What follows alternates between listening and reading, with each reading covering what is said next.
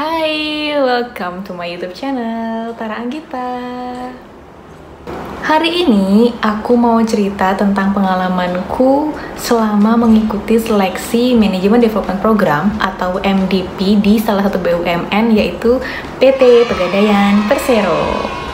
Jadi aku baru sempat sharing dan cerita hari ini karena dari tanggal 15 Maret kemarin sampai tanggal 21 Oktober aku sedang menjalankan diklat dan juga on the job training di MDP ini. Jadi MDP ini ada diklatnya juga, terus ada OJT-nya juga. Dan saat ini pertanggal 26 Oktober kemarin aku sudah resmi diangkat sebagai karyawan tetap PT Pegadaian Persero dengan corporate title Asisten Manager 2. Dan kebetulan banget nih penempatanku saat ini adalah di kantor pusat PT Pegadaian Persero yang berlokasi di Jalan Keramat Raya, Jakarta Pusat. Panjang sekali perjalananku untuk bisa upload video ini. Jadi kurang lebih sudah 1 tahun dihitung dari masa seleksi, yaitu November tahun lalu. Dan dari video ini aku akan menceritakan tentang proses seleksi dalam MDP PT Pegadaian Persero ini. Dan mungkin ini bisa menjadi referensi untuk teman-teman yang nantinya akan bisa ikut menjadi peserta seleksi MDP Batch 5 mungkin kalau ada, atau MDP di BUMN dan juga perusahaan lain. Aku akan buat 2 part video, di mana video pertama akan menceritakan tentang proses seleksi dari MDP Batch 4, dan video kedua akan menceritakan tentang diklatnya itu ngapain aja sih, supaya teman-teman ada bayangan nih ketika teman-teman lulus nanti kenapa harus ada diklat, kemudian seleksinya seperti apa, diklatnya juga seperti apa, sehingga akhirnya teman-teman diangkat menjadi seorang asisten manajer 2 di sebuah BUMN. Tapi sebelumnya jangan lupa untuk support channel Tara Anggita, karena kayaknya aku bakal lebih aktif lagi untuk upload video, nggak cuma tentang video tentang cinta-cintaan doang, tapi juga video tips dan trik buat teman-teman yang sedang mencari pekerjaan dan tips dan trik lainnya. Jangan lupa untuk di-subscribe YouTube channel aku, di-share juga untuk teman-teman supaya teman-teman yang lainnya bisa mendapatkan informasi tentang MDP Batch 4 ini atau MDP PT Pegadaian Persero. Teman-teman jangan lupa untuk di-like video ini dan juga komen di bawah apabila ada pertanyaan, nanti akan aku bahas satu persatu. Love, kalau gitu kita langsung aja masuk ke inti dari video kali ini. Well, seperti yang sudah aku jelaskan tadi, video kali ini akan menceritakan tentang proses seleksi dari awal hingga aku diterima menjadi bagian dari PT Pegadaian Persero. Nah, yang pertama, banyak banget yang nanya tentang MDP itu apa sih? MDP Pegadaian itu apa? Bedanya rekrutmen MDP dengan rekrutmen yang lain itu apa? Jadi MDP itu kepanjangannya Manajemen Development Program, teman-teman, yang dimiliki oleh PT Pegadaian Persero sendiri. Perbedaannya apa sih dengan rekrutmen staff yang lain gitu kan?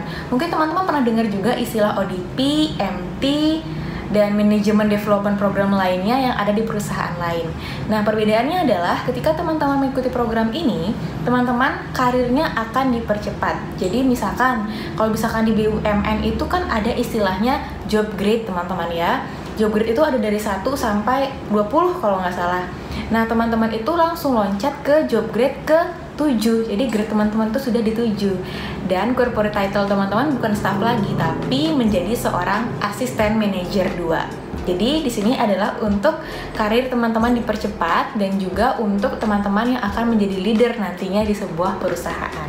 Nah, di sini teman-teman sangat dilihat juga tuh yang namanya intelektual, mental, hard skill, soft skill, leadership, communication skill. Maka dari itu teman-teman akan diberikan pendidikan dan pelatihan yang cukup lama, kurang lebih 6 bulan sampai 8 bulan, sebelum teman-teman nantinya akan bergabung dengan PT Pegadaian Persero sebagai karyawan tetap. Teman-teman melewati grade-grade yang ada di bawah teman-teman. Maka dari itu juga tanggung jawab yang teman-teman miliki lebih besar dibandingkan karyawan yang lainnya. Sehingga teman-teman harus digenjot dulu nih di awal, diberikan pendidikan dan pelatihan agar teman-teman sudah siap untuk masuk ke dalam dunia kerja. Iya, itu penjelasan tadi tentang MDP itu apa sih. Tapi nanti aku akan buat video lain yang membahas tentang MDP, ODP, dan juga penjelasan tentang MT atau Manajemen Trainee. Ini hal yang sama, cuman akan aku bahas di video yang lain. Itu dia yang pertama tadi penjelasan tentang MDP ya. Dan sekarang kita masuk ke yang kedua. Banyak yang bertanya di Instagramku, Kak, informasi tentang rekrutmen Pegadaian itu dapatnya dari mana sih? Kalau kakak sendiri dapat informasi rekrutmen MDP dari mana? Nah, aku pribadi, aku memang sudah follow Instagram Pegadaian sejak sebelum bergabung dengan Pegadaian. Jadi Pegadaian memiliki 3 akun resmi. Yang pertama adalah Pegadaian_ID. Yang kedua, Sahabat Pegadaian. Dan yang ketiga adalah Pegadaian Syariah Pusat. Jadi aku mendapatkan informasinya dari Instagram ketiga ini teman-teman, karena memang ketiganya mengupload secara bersamaan poster tentang MDP. Selain itu, informasi ini juga diupload di website Pegadaian. Teman-teman rajin-rajin aja tuh, bisa di follow dulu Instagramnya Pegadaian_ID atau Sahabat Pegadaian. Nanti akan di-share dengan admin tentang poster atau rekrutmen MDP. Kemudian di website juga akan diupdate terus-terusan tentang MDP tersebut atau karir Pegadaian. Jadi website Pegadaian itu adalah pegadaian.co.id/karir untuk melihat informasi tentang karir di Pegadaian. Next, masuk ke tahapan selanjutnya. Jadi setelah aku mendapatkan informasi tentang rekrutmen MDP, jadi kalau Pegadaian memang rekrutmennya itu terbuka ya, akan diupload di website dan juga Instagram dan sosial media lainnya. Kemudian aku mengikuti yang namanya seleksi administrasi yang pada saat itu dilakukan tanggal 18 November sampai 2 November. Jadi kurang lebih itu sudah setahun yang lalu ya untuk aku ikut seleksinya. Nah, di sana teman-teman bisa melihat persyaratannya dengan lengkap itu di website Pegadaian, karena di posternya itu nggak terlalu lengkap, tapi di website Pegadaian itu sangat lengkap. Jadi teman-teman rajin-rajin gitu, bisa dicek di website Pegadaian. Kalau yang aku ingat, yang wajib itu adalah minimal lulusan S1, kemudian untuk usia itu maksimal 25 tahun untuk lulusan S1 dan maksimal 28 tahun untuk lulusan S2, kemudian bersedia untuk ditempatkan di seluruh Indonesia. Itu yang paling penting ya. Kalau MDP ini perbedaannya dengan staf lain adalah ketika rekrutmen staf yang biasa itu dilakukan di kantor wilayah, penempatannya di dekat domisili. Kalau MDP ini penempatannya di seluruh Indonesia. Jadi teman-teman harus siap dulu tuh batin, mental, jiwa, dan minta restu orang tua apabila ingin apply di MDP Pegadaian. Selanjutnya aku akan jelaskan tentang bagaimana sih untuk seleksi administrasinya. Ini aku ada contekan sedikit ya, karena aku juga nggak hafal-hafal banget teman-teman. Jadi yang pertama itu adalah harus registrasi secara online. Jadi ada link khusus yang harus teman-teman isi, dan di sana adalah link yang disediakan oleh vendor. Waktu itu vendor kita adalah Optimus namanya, Optimus Consulting. Mungkin teman-teman bisa searching juga Optimus Consulting itu apa. Jadi kita akan mendapatkan link, kemudian teman-teman isi data diri, kemudian isi IPK, isi scan ijazah, scan transkrip nilai, pokoknya ada data-data diri yang harus diisi secara lengkap dan juga jelas. Dan kemudian teman-teman akan diminta untuk membuat esai atau ada isian yang menjelaskan tentang visi misi teman-teman sendiri, kemudian apa saja kelebihan yang dimiliki oleh teman-teman. Kebetulan banget waktu itu juga pertanyaannya itu dalam bahasa Inggris. Jadi aku berusaha untuk menjawab dalam bahasa Inggris juga. Sebenarnya kalau pakai bahasa Indonesia juga nggak masalah, cuman karena aku ingin menambah nilai, siapa tahu bisa menambah nilai, aku menggunakan bahasa Inggris. Tapi teman-teman yang lolos juga ada yang menggunakan bahasa Indonesia kok. Yang penting bisa meyakinkan, tata bahasanya juga harus jelas dan harus sopan. Kemudian teman-teman harus benar-benar bisa menunjukkan dan menjadi seseorang yang persuasif untuk memasarkan atau memamerkan kelebihan yang teman-teman miliki.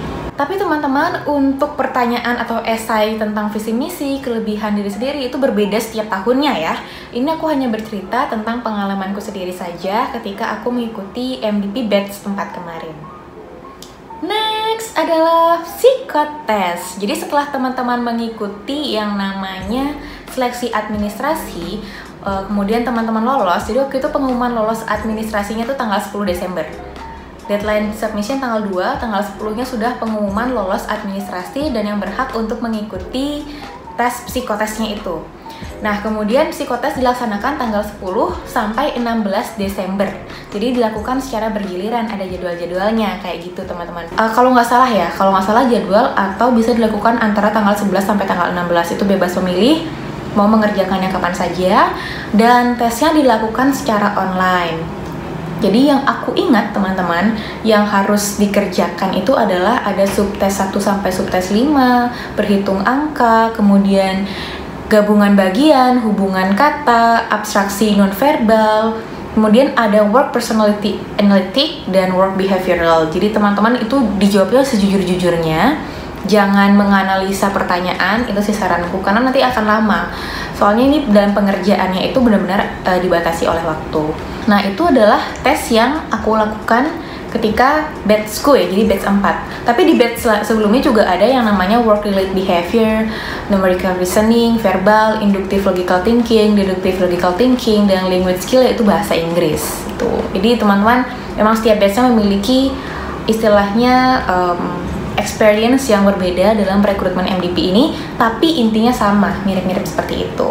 Nah, tipsku nih teman-teman, intinya teman-teman harus mengerjakannya itu di tempat yang koneksinya stabil. Karena kalau koneksi nggak stabil, teman-teman pasti akan deg-degan juga, spot jantung juga ya, aduh koneksi hilang tiba-tiba, takut-takut. Sehingga teman-teman nanti kedepannya nggak akan yang berinterpretasi bahwa aku nggak lolos karena koneksi nggak stabil dan lain sebagainya. Jadi kerjakanlah di tempat yang koneksinya stabil. Yang kedua, teman-teman kerjakan menggunakan laptop. Kalau misalkan tes online, jangan menggunakan handphone. Karena kalau laptop tuh kan layarnya lebih besar juga, lebih nyaman juga. Kemudian yang ketiga, dalam pengerjaan psikotes ini, teman-teman memerlukan konsentrasi yang tinggi, ya. Jadi teman-teman harus mengerjakannya di tempat yang tenang, yang nggak ada ramai. Kemudian teman-teman agar bisa berimajinasi, agar bisa menghitung dan juga bisa menjawab pertanyaan dengan tenang gitu. Jadi harus dikerjakan di tempat yang tenang, jauh dari gangguan gitu, ya. Sekali lagi tipsku adalah kamu kalau ketika menjawab hal-hal yang berbau dengan work related behavior dan lain sebagainya, jawablah sesuai dengan diri kamu. Jangan menganalisa pertanyaan tersebut. Karena kalau misalkan teman-teman bohong, itu bisa ketahuan loh. Kalau aku dulu, tipsnya adalah searching di internet, di YouTube, tentang jenis-jenis soal serta pembahasannya. Itu biasa sih, ya seperti yang teman-teman sering lakukan juga. Selanjutnya, setelah teman-teman mengikuti psikotes, teman-teman akan diminta untuk membuat vlog ya. Jadi 2 minggu setelah psikotes itu muncullah pengumuman peserta yang lolos di tahap untuk membuat vlog. Nah, vlog ini harus dibuat secara kreatif teman-teman. Diumumkannya melalui website Pegadaian. Jadi teman-teman ingat rajin-rajin cek website Pegadaian untuk mengetahui update siapa saja yang lolos gitu ya. Karena kalau ketinggalan kan nggak lucu ya. Sebenarnya lolos tapi ternyata nggak buat gitu. Jadi harus rajin-rajin dilihat website Pegadaian. Dari yang lulus psikotes kemarin untuk membuat vlog, ketentuannya dikirimkan melalui email pribadi. Jadi yang mendapatkan email tentang syarat dan ketentuan pembuatan vlog itu hanya teman-teman yang lolos ke tahapan selanjutnya. Jadi yang lulus dari tahap psikotes itu diumumkan pada tanggal 20 Desember. Kemudian pembuatan vlog bisa dilakukan dari tanggal 23 Desember sampai tanggal 4 Januari 2020. Di tahap ini para peserta diminta untuk membuat vlog dengan tema produk emas. Jadi kalau di Pegadaian itu produk emasnya ada banyak teman-teman. Ada tabungan emas, ada mulia, ada arisan emas ya. Jadi bisa cicil emas, bisa nabung emas. Ada banyak banget teman-teman. Tapi rata-rata sih membuat tentang tabungan emas. Kami para peserta diminta untuk datang ke salah satu OT terdekat Pegadaian, boleh UPC, boleh cabang, boleh kantor area. Kemudian kita diminta untuk membuat interaksi dengan salah satu PIC yang ada di Pegadaian dan langsung membahas tentang produk Pegadaian tersebut. Ada baiknya lagi kalau ketika teman-teman datang ke sana kemudian membuat vlog, teman-teman juga membuat tabungan emas itu. Jadi teman-teman memang benar-benar merasakan experience dalam membuat tabungan emas. Kemudian yang dinilai setauku adalah kreativitas, cara teman-teman berinteraksi dan bersosialisasi dengan orang yang baru. Kemudian video hanya diperbolehkan maksimal 3 menit saja dan diupload ke YouTube masing-masing. Oke, untuk pembuatan vlog ini hanya baru dilakukan dengan MDP batch 4 aja. Jadi MDP batch 1, 2, 3 itu belum memiliki ketentuan untuk membuat vlog. Jadi buat teman-teman yang penasaran vlognya seperti apa, teman-teman bisa search aja di YouTube, cari MDP batch 4. Nanti teman-teman akan melihat banyak sekali contoh vlog dari teman-teman yang sudah bergabung atau yang sedang menjalankan proses seleksi pada saat itu. Teman-teman, tahapannya belum selesai sampai sana, jadi masih ada tahapan LGD atau Leaderless Group Discussion.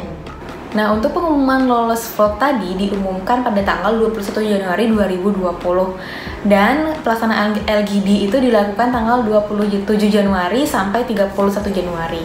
Untuk pelaksanaan LGD ini dilakukan di kanwil masing-masing, jadi teman-teman nggak perlu jauh-jauh untuk pergi ke Jakarta gitu. Jadi tim pegadaian, tim psikolog dan juga vendor datang ke kanwil masing-masing untuk menilai teman-teman yang akan ber-LGD gitu. Tempatnya berbeda-beda dan juga kita dibuatkan jadwal yang berbeda-beda dari teman-teman yang satunya dan yang lainnya gitu teman-teman. Nah kalau aku sendiri kalau nggak salah dapat di hari terakhir waktu itu, dan juga dapatnya di waktu yang sore-sore karena diurutkan sesuai dengan nama gitu. Nama aku kan depannya P, jadi itu agak akhir-akhir kayak gitu, dan dilaksanakannya di salah satu hotel di Bali.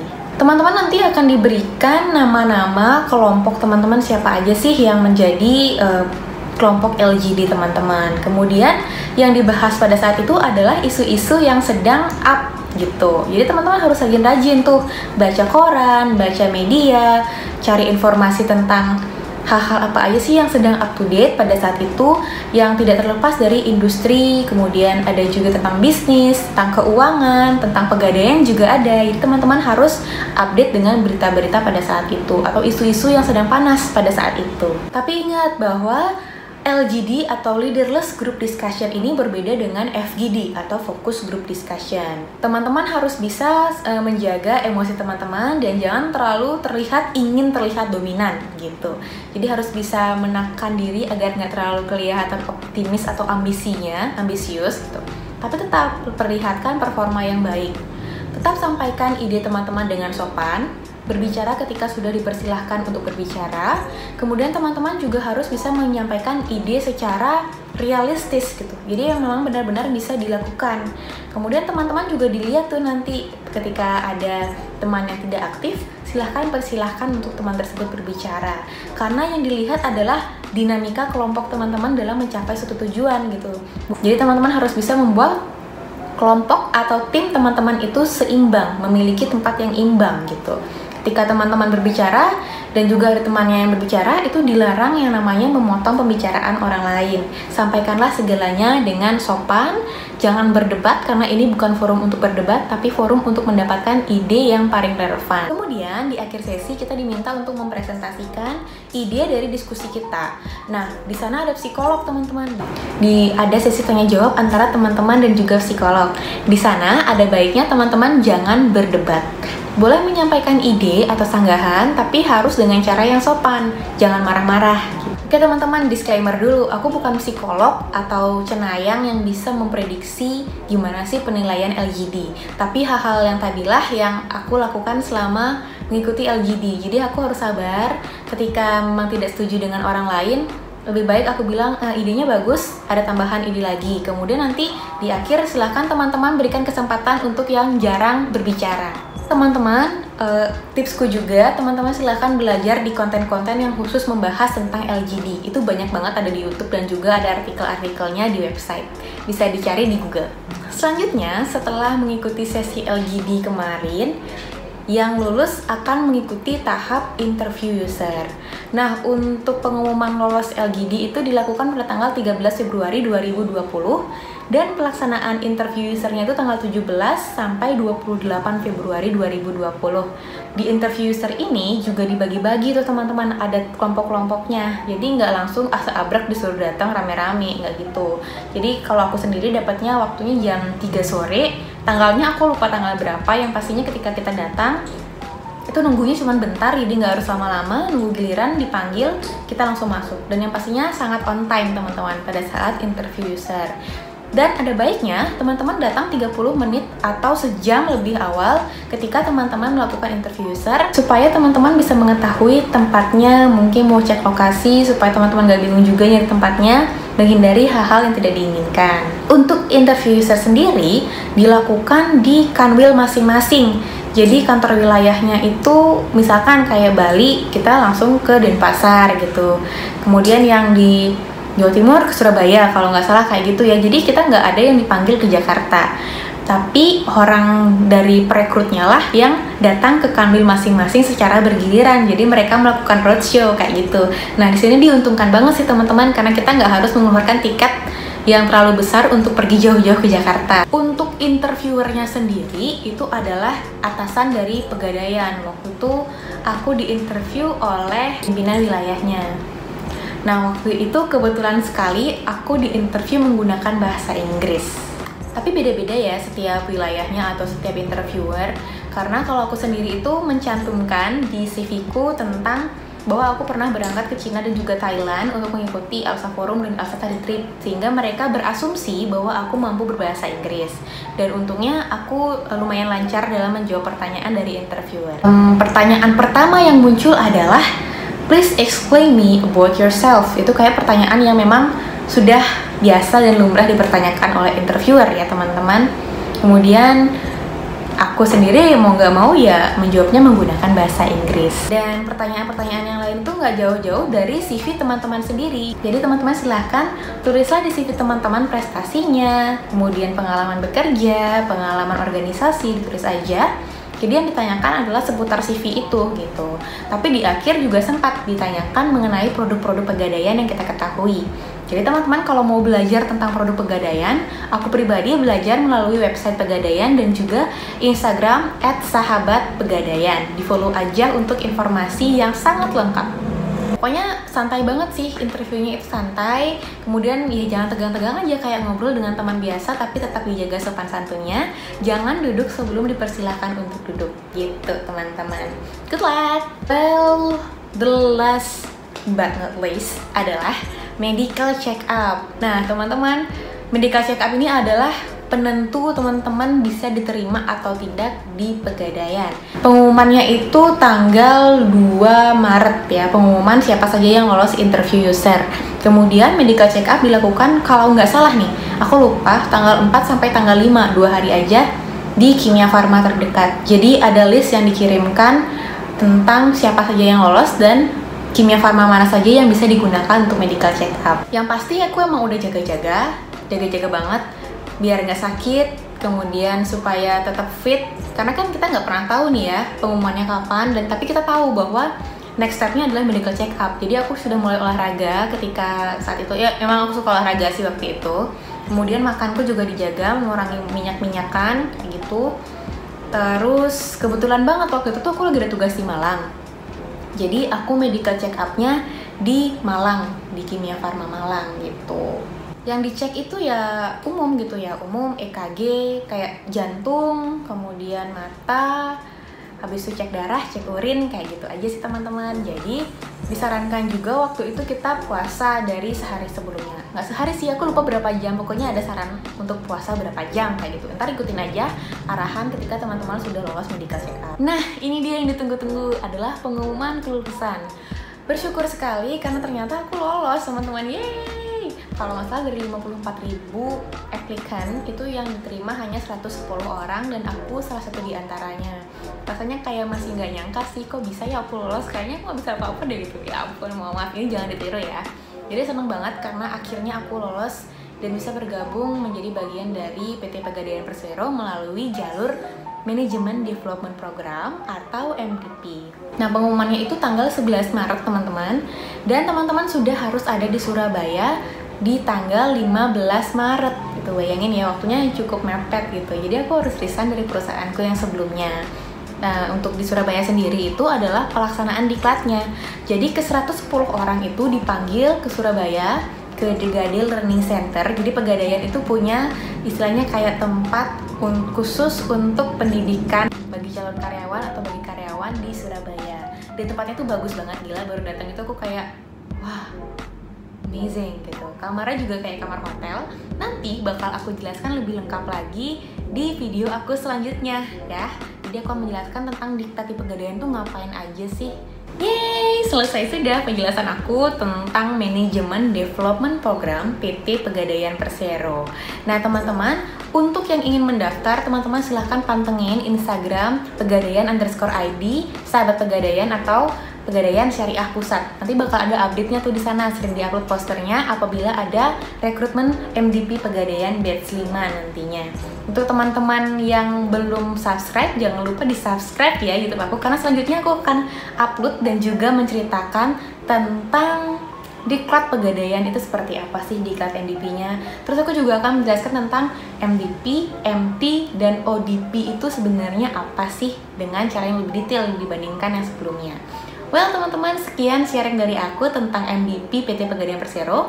Semoga bermanfaat untuk teman-teman. Jangan lupa di subscribe, komen, like, share, dan juga follow Instagram aku @taraanggita. Sampai ketemu!